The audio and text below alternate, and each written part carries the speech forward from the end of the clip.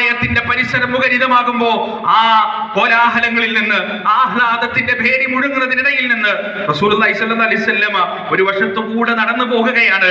സ്വഹാബത്ത് ഓടിച്ചെന്നു. റസൂലിന്റെ മുഖമൊന്ന് വാടിയാൽ സഹിക്കാൻ കഴിയാത്ത അവിടുത്തെ അനുയായികൾ ഓടിച്ചെന്നു. എന്നിട്ട് ചോദിച്ചു, യാ റസൂലല്ലാഹ്, എങ്ങോട്ടാണ് നിങ്ങൾ പോകുന്നത്? അള്ളാഹുവിന്റെ റസൂൽ മറുപടി പറഞ്ഞു, ഞാൻ എന്റെ ഖദീജയുടെ ഖബറിന്റെ അടുത്തൊന്ന് പോകട്ടെ. ഇന്നലകളിൽ ആരും താങ്ങും തണലുമില്ലാത്തൊരു കാലഘട്ടത്തിൽ എന്നെ ചേർത്ത് പിടിച്ച എന്റെ പ്രിയപ്പെട്ടവൾ, എന്റെ കണ്ണീര് തുടച്ച എന്റെ പ്രിയപ്പെട്ടവൾ, എനിക്ക് സമാധാനവും ശാന്തിയും നൽകിയ എന്റെ പ്രിയപ്പെട്ടവൾ, ദരിദ്രനായ മുഹമ്മദിനെ സ്വല്ലല്ലാഹു അലൈഹി വസല്ലം, നേതാവല്ലാത്ത ആരുമില്ലാതിരുന്ന അനാഥനായിരുന്ന മുഹമ്മദിനെ ചേർത്ത് പിടിച്ച എന്റെ പ്രിയപ്പെട്ട ഖദീജ, അവളിലേക്ക് ഞാനൊന്ന് പോകട്ടെ എന്ന് റസൂലുള്ളാഹി സ്വല്ലല്ലാഹു അലൈഹി വസല്ലം പറഞ്ഞു എന്നാണ്. നോക്ക് നിങ്ങൾ, 1.5 പതിറ്റാണ്ട് കഴിഞ്ഞിട്ടും ആ സ്നേഹത്തിന്, ആ പ്രേമത്തിന്, ആ പ്രണയത്തിന് മങ്ങലേറ്റിട്ടില്ല എങ്കിൽ ആ മഹദി, നമ്മുടെ പ്രിയപ്പെട്ട ഉമ്മ ഖദീജ റളിയല്ലാഹു അൻഹ ജീവിതത്തിൽ നടത്തിയ ത്യാഗത്തിന്റെ പരിണിത ഫലമാണ് എന്ന് മനസ്സിലാക്കേണ്ടതുണ്ട് നാം.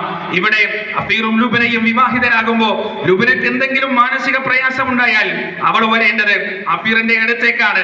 അങ്ങനെ വന്നിട്ടില്ല എങ്കിൽ അത് അഫീറിന്റെ പരാജയമാണ്. അഫീറിന് എന്തെങ്കിലും ഒരു മാനസിക പ്രയാസം ഉണ്ടാകുമ്പോ അവൻ ആദ്യം ഷെയർ ചെയ്യുന്നത് ലുബനയുടെ അടുത്തേക്കാണ്. അങ്ങനെ അവന് വരാൻ തോന്നുന്നില്ല എങ്കിൽ അത് ലുബനയുടെ പരാജയമാണ്. ആ പരാജയം നിങ്ങളുടെ ജീവിതത്തിൽ ഒരിക്കലും സംഭവിക്കാതെ നോക്കുക. അതാണ് പരിശുദ്ധ ഖുർആൻ പറഞ്ഞത്, ലിതസ്കുനു ഇലൈഹ, സമാധാനമണയുന്നതിന് വേണ്ടി. ഹുന്ന ലിബാസുൽ ലക്കും വഅൻതും ലിബാസുൽ ലഹുൻ, നിങ്ങൾ പരസ്പരം വസ്ത്രങ്ങളാണ്. എന്താണ് വസ്ത്രം പ്രിയപ്പെട്ടവരെ? എന്റെ ശരീരത്തോട് ഏറ്റവും ഒട്ടിച്ചേർന്ന് കിടക്കുന്ന ഒന്ന് എന്റെ വസ്ത്രമാണ്. എന്റെ ശരീരത്തിന്റെ ന്യൂനതകൾ, എന്റെ ശരീരത്തിലുള്ള മുറിവുകൾ, എന്റെ ശരീരത്തിലുള്ള പ്രശ്നങ്ങളെല്ലാം കൃത്യമായി അറിയുന്ന എന്റെ വസ്ത്രം, മറ്റുള്ളവർ എന്റെ ന്യൂനതകൾ കാണാതെ അത് മറച്ചു വെക്കുന്ന എന്റെ വസ്ത്രം, ഭർത്താവിന്റെ ന്യൂനതകൾ മറച്ചു വെക്കുന്ന, ആ ന്യൂനതകളോട് ഒട്ടിച്ചേർന്ന് നിൽക്കുന്നവളാകണം ഭാര്യ. ഭാര്യയുടെ ന്യൂനതകൾ മറച്ചു വെക്കുന്ന, ആ ന്യൂനതകളോട് ഒട്ടിച്ചേർന്ന് നിൽക്കുന്നവരാകണം ഭർത്താവ്. ഇതാണ് അല്ലാഹു സുബ്ഹാനഹു വ തആല പഠിപ്പിച്ചു തരുന്നത്.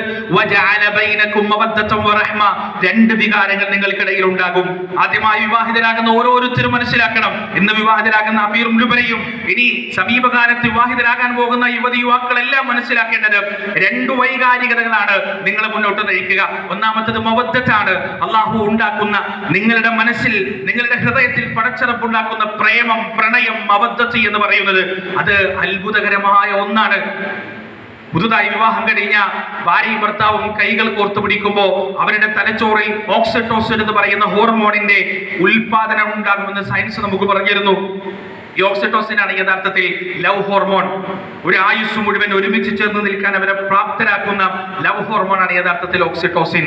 പക്ഷേ ഈ ഓക്സിറ്റോസിന്റെ അളവ് എല്ലാ കാലത്തും ഒരുപോലെ ആവില്ല.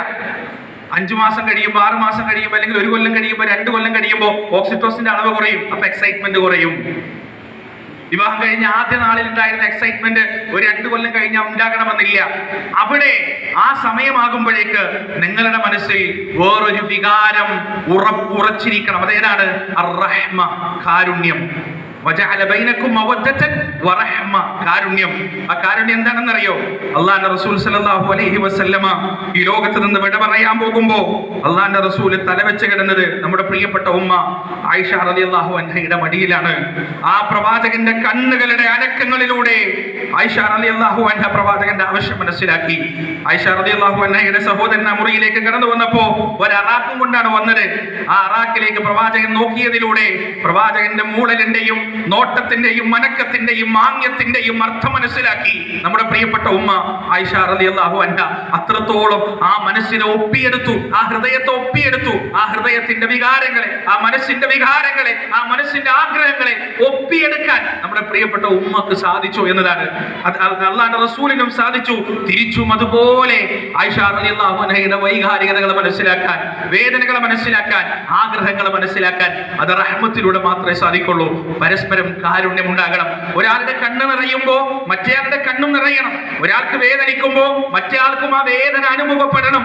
ഒരാൾ പ്രയാസപ്പെടുമ്പോൾ മറ്റേയാൾക്കും ആ പ്രയാസം അനുഭവപ്പെടണം. ഒരാൾക്ക് സന്തോഷം ഉണ്ടാകുമ്പോൾ മറ്റേയാൾക്കും ആ സന്തോഷം അനുഭവപ്പെടണം. അപ്പോഴാണ് സുന്ദരമായ ജീവിതം ഉണ്ടാവുക. തോറ്റു കൊടുക്കാൻ തയ്യാറാവുക. വിവാഹ ജീവിതം എന്ന് പറഞ്ഞാൽ നമ്മൾ പലയിടത്തും കണ്ടതുപോലെ, കാണുന്നത് പോലെ, കേൾക്കുന്നത് പോലെ പരസ്പരമുള്ള മത്സരം. ഞാനാണ് വലുത്, നീയാണ് വലുത്, എന്റെ കുടുംബമാണോ വലുത്, നിന്റെ കുടുംബമാണോ വലുത്, ഞാൻ പറയുന്ന അഭിപ്രായമാണോ നല്ലത്, നീ പറയുന്ന അഭിപ്രായമാണോ വലുത്? അല്ല, തോറ്റുകൊടുക്കാൻ ഏറ്റവും നല്ലത് സ്വന്തം ഇണയുടെ മുന്നിൽ തന്നെയാണ്. എത്രയോ ഉദാഹരണങ്ങൾ അതിനുണ്ട്. റസൂലുള്ളാഹി സ്വല്ലല്ലാഹു അലൈഹി വസല്ലമ മദീനയുടെ നേതാവായിരിക്കുമ്പോഴാണ്, വീട്ടിൽ അതിഥികൾ ഉണ്ടായിരിക്കുമ്പോഴാണ്, വീട്ടിലേക്ക് കൊണ്ടുവരപ്പെട്ട പലഹാരത്തിന്റെ പാത്രം ആയിഷ റളിയല്ലാഹു അൻഹ തട്ടിത്തെറിപ്പിച്ച് പൊട്ടിച്ചതറുന്നത്. എങ്ങനെയാ റസൂൽ പ്രതികരിച്ചത്? അവിടെ പ്രവാചകൻ താണുകൊടുത്തു, അവിടെ പ്രവാചകൻ വിനയം കാണിച്ചു. ചിന്നിച്ചിതറിയ പാത്രത്തിന്റെ ചീടുകൾ തന്റെ കൈ കൊണ്ട് പെറുക്കിയെടുക്കുമ്പോ ആയിഷ റളിയല്ലാഹു അൻഹയെ സംബന്ധിച്ചിടത്തോളം ഒരു 100 അടി കിട്ടുന്നതിനേക്കാൾ പ്രയാസമായിരുന്നു ആ മനസ്സിൽ. ആയിഷ റളിയല്ലാഹു അൻഹ തന്റെ മുട്ട് പ്രവാചകന്റെ മുട്ടോട് ചേർത്ത് വെച്ച് അള്ളാഹുവിന്റെ റസൂലിനോട് നിറ കണ്ണുകളോട് ചോദിച്ചു, റസൂൽ നിങ്ങൾ എനിക്ക് പുറത്തു തരൂലേ, നിങ്ങൾ എനിക്ക് മാപ്പ് തരൂലേ എന്ന് ചോദിച്ചപ്പോ ആയിഷ റളിയല്ലാഹു അൻഹയുടെ മുടിയിഴകൾക്കിടയിലൂടെ വിരലുകൾ പ്രവേശിപ്പിച്ച് അള്ളാഹുവിന്റെ റസൂൽ പറഞ്ഞു, ആയിഷ നിനക്ക് ഞാൻ പുറത്തു തന്നിട്ടില്ലെങ്കിൽ വേറെ ആര് പുറത്തു തരാനാണ്?